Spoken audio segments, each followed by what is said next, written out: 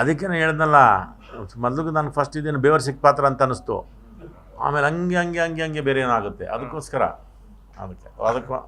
ಅದಕ್ಕೆ ಬೇರೆ ಏನೋ ಒಂದು ಕತ್ಲೆ ಬೆಳಕು ಇನ್ನೂ ಅಲ್ಲದೆ ಏನು ಹೇಳ್ದೆ ಬೇರೆ ಏನೋ ಇದೆಯಲ್ಲ, ಅದಕ್ಕೆ ನನಗೆ ಇಂಟ್ರೆಸ್ಟಿಂಗ್ ಅಂತ ಅನ್ನಿಸ್ತು. ಅದಕ್ಕೋಸ್ಕರನೇ ಇದನ್ನು ಮಾಡೋಣ, ಚೆನ್ನಾಗಿ ಯೋಚನೆ. ಅದೇ ನೀವು ಪ್ರಾರಂಭಕ್ಕೆ ಹೇಳಿದ್ನಲ್ಲ, ಅಪರಾಧಿಗಳು 110 ಪರವಾಗಿಲ್ಲ, ಒಬ್ಬ ನಿರಪರಾಧ ಶಿಕ್ಷೆ ಆಗ್ಬಾರ್ದಾಗ್ಬೋದು. ಆಮೇಲೆ ಏನೋ ಒಂದು ಕ್ಲೂ ಬಿಟ್ಟೋಗಿರ್ತಾನೆ, ಅವೆಲ್ಲನೂ ಮೀರಿ ಏನೋ ಒಂದು ಮಾಡಿದ್ದಾರೆ.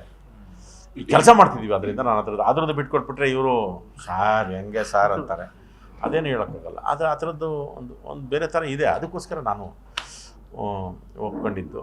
ಈಗ ಅದು ಬರುತ್ತೆ, ಇದೂ ಬರುತ್ತೆ, ಅದು ಚೆನ್ನಾಗಿರೋದು ಬರುತ್ತೆ, ಯಾಕೆ ಬಿಡಲಿ ಅಲ್ವಾ? ಬೇರೆ ಥರದಲ್ಲಿದೆ, ಎಲ್ಲರಿಗೂ ಲಿಂಕ್ ಇದೆ ಇಲ್ಲಿ. ಅದತ್ತು ಇಲ್ವೇಲ್ಲ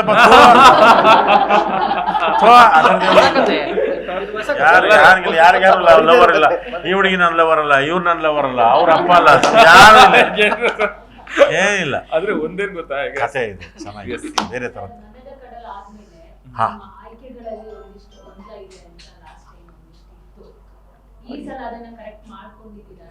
ಏನಿಲ್ಲ, ಪ್ರಯತ್ನಗಳಿರ್ತವೆ. ಕೆಲವು ಇಷ್ಟ ಆಗೋದು, ಇಷ್ಟ ಆಗ್ತಿರೋದು, ಅದು ನಡೀತಾನೆ ಇರ್ತದೆ. ಏನು ಮಾಡೋಕ್ಕಾಗಲ್ಲ. ಅದು ಗೊತ್ತಾಗ್ಬಿಟ್ರೆ ನನಗೆ ವರ್ಷಗಾಲ ಆಸ್ಕರು, ಪಾಸ್ಕರು, ಸೀಸ್ಕರು ಎಲ್ಲ ತೊಗೊಂಡ್ಬಿಡ್ತಿದ್ದೆ. ಅದು ಗೊತ್ತಿಲ್ಲ ನನಗೆ. ಅದಕ್ಕೊಂದು ಪ್ರಯತ್ನಗಳಂತೂ ಇರುತ್ತೆ. ಇಷ್ಟ ಆಗುತ್ತೋ, ಇಷ್ಟ ಆಗುತ್ತೆ, ಕೆಲವು ಸರಿ ಇಷ್ಟ ಆಗಲ್ಲ. ಕೆಲವ್ರಿಗೆಲ್ಲ ತುಂಬ ಯಾಕೆ ಅಂತಂದರೆ ನೀವುಗಳೇ ನೇರವಾಗಿ ಎಲ್ಲ ಬಂದು ನೀವೇ ಹೇಳ್ತೀರಾ ನಮ್ಗೆ ಇಷ್ಟ ಆಗಲಿಲ್ಲ ಅಂತ. ಅದು ಕರೆಕ್ಟು. ಎಲ್ಲನೂ ನಾನು ದೇವರಾಗ್ಬಿಡ್ತೀನಿ ಅಷ್ಟೇ. ಎಲ್ಲನೂ ಇಷ್ಟ ನೀವೆಲ್ಲ ಇಷ್ಟ ಮಾಡಿದ್ದೆಲ್ಲ ಇಷ್ಟಪಡೋಂಗೆ ಆಗ್ಬಿಟ್ರೆ ಅಲ್ಲ. ಹಂಗೆ ನೋಡ್ರೆ ನನಗೆ ಪಾಪ ನಾನು ತುಂಬ ಥ್ಯಾಂಕ್ಸ್ ಡೈರೆಕ್ಟರ್ಗಳಿಗೆ, ನಿರ್ಮಾಪಕರಿಗೆ. ನನಗೆ ಮೊದಲಿಂದನೂ ಅಷ್ಟೇ ಸೈನೈಡ್ ಅಂತ ಯೋಚನೆ ಮಾಡ್ತಾರೆ, ಮೊದಲ ಸಲ ಅಂತ ಯೋಚನೆ ಮಾಡ್ತಾರೆ. ಟಗರು ಪಲ್ಯ, ಅಜ್ಞಾತವಾಸಿ, ಶಾಕಾಹಾರಿ, ಹಿಂಗೆ ಅಂದರೆ ನಾನಿವಾಗ ಪರ್ಫಾರ್ಮೆನ್ಸ್ ಅಲ್ಲದೆ ಪರ್ಫಾರ್ಮೆನ್ಸ್ ಥರದ ಪಾತ್ರಗಳು ಮಾಡೋದಕ್ಕೂ ಒಂಥರ ಅದಕ್ಕೆ ಬೇರೆ ಥರ ಪೊಟೆನ್ಷಿಯಲ್ ಬೇಕು. ಅದಕ್ಕೆ ಆ್ಯಕ್ಟ್ ಮಾಡೋಂಥ ಪಾತ್ರಗಳು ಬಂದಾಗ ನನಗೆ ಒಳಗೆ ಒಂದು ಸಣ್ಣದು ಖುಷಿ ಆಗುತ್ತೆ. ಅದು ನನಗೆ ಯಾವಾಗಲೂ ಇತ್ತು.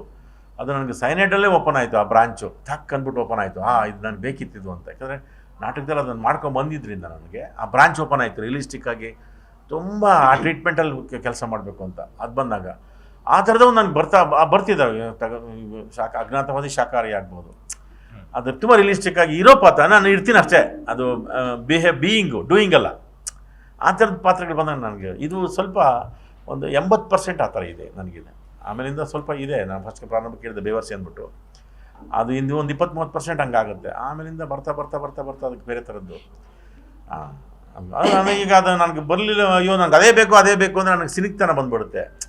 ತುಂಬ ಏನು ಬರುತ್ತಲ್ಲ ಅದನ್ನ ಚೆಂದ ಮಾಡೋಕ್ಕೆ ಪ್ರಯತ್ನ ಮಾಡ್ತೀನಿ ಅಷ್ಟೇ. ಮನದ ಕಣ್ಣು ಒಂದು ಅಪ್ಲೈ ಅಷ್ಟೇ. ಭಟ್ರೂ ಹೇಳಿದ್ವಿ, ನೋಡೋಣ ಮಾತಾಡೋಣ ಬನ್ನಿ ಅಂತ ಅಂದರು. ಮಾಡಿದ್ವಿ ಅಷ್ಟೇ.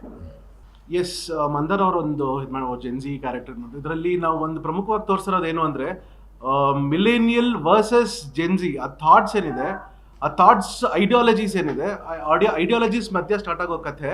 So it leads to court. ಯಾವ ರೀತಿ ಏನು ಅಂತ ಮುಂದೆ ಹೋಗ್ತಾ ಹೇಳ್ತೀನಿ ನಾನು ನೆಕ್ಸ್ಟ್.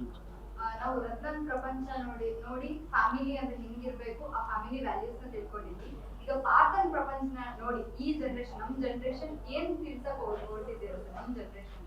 ಮೇಡಮ್, ನಾನು ಯಾವುದೇ ಮೆಸೇಜು ಇದು ಕೊಡಕ್ಕೆ ಹೋಗ್ತಾ ಇಲ್ಲ ಇಲ್ಲಿ. So this is purely entertainment ಥರ ತಾವು ನೋಡಬೇಕಾಗತ್ತೆ. ಸೊ ಇದರಲ್ಲಿ ಒಂದು ರಿಲೇಷನ್ಶಿಪ್ ಅವೆಲ್ಲ ಹೇಳಿದಾಗ ಜೆನ್ಜಿ ಮತ್ತು ಮಿಲೇನಿಯಲ್ ರಿಲೇಷನ್ಶಿಪ್ಸಲ್ಲಿ ಅವ್ರಿಬ್ಬರದ್ದು ಐಡಿಯಾಲಜಿಗಳು ಬೇರೆ ಇರುತ್ತೆ. ಆ ಐಡಿಯಾಲಜಿಗಳು ಯಾವುದೋ ಒಂದು ಪಾಯಿಂಟಲ್ಲಿ ಏನೋ ಸ್ಟ್ರೈಕ್ ಆಗೋದು, ಒಬ್ರಿಗೊಬ್ರು ಟ್ರಿಗರ್ ಮಾಡೋದು ಆಗುತ್ತೆ. ಸೊ ಅದಾದಮೇಲೆ ಏನಾಗುತ್ತೆ ಅನ್ನೋದು ಕತೆ. ಸೊ ಇದರಲ್ಲಿ ಯಾರು ಹೆಂಗಿರ್ಬೇಕು, ಹಂಗಿರಿ ಅಂತ ಹೇಳ್ತಲ್ಲ. ಏನು ನಡೀತಾ ರಿಯಾಲಿಟಿ ಏನಿದೆ ರಿಯಲಿಸ್ಟಿಕ್ ಆಗಿ ಮಾಡಿದ್ದೀವಿ ಅಷ್ಟೇ, ಮಾಡಕ್ಕೆ ಹೊರಟಿದ್ದೀವಿ. ಸೊ ಆ ಥರ ಮೆಸೇಜಸ್ ಎಲ್ಲ ಏನಿಲ್ಲ ಮೇಡಮ್.